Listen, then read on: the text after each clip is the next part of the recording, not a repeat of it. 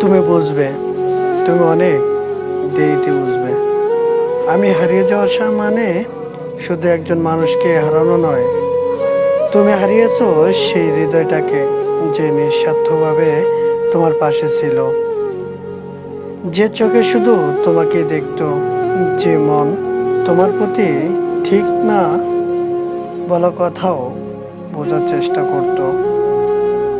একদিন হঠাৎ খুব মনে পড়বে আমাদের সেই সব দিন, যখন আমি ছিলাম।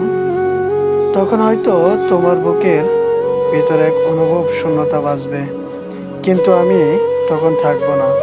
আমি চলে যাওয়ার পর তুমি টের পাবে সেই স্বার্থপর দুনিয়ায় নিখুঁত ভালোবাসা আসলে কতটা দুর্লভ।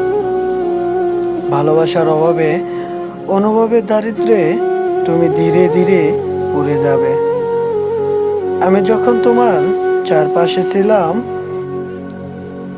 তুমি বুঝবে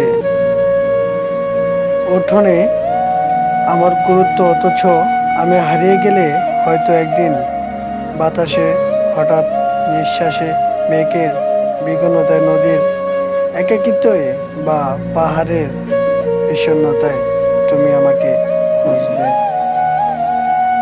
পাবে, কিন্তু সেই পাওয়াটা হবে শুধু অনুভবের, বাস্তবে নয়। তখন হয়তো মনে হবে, ইস, যদি আরেকবার সময়কে পিছিয়ে নিয়ে যাওয়া যেত।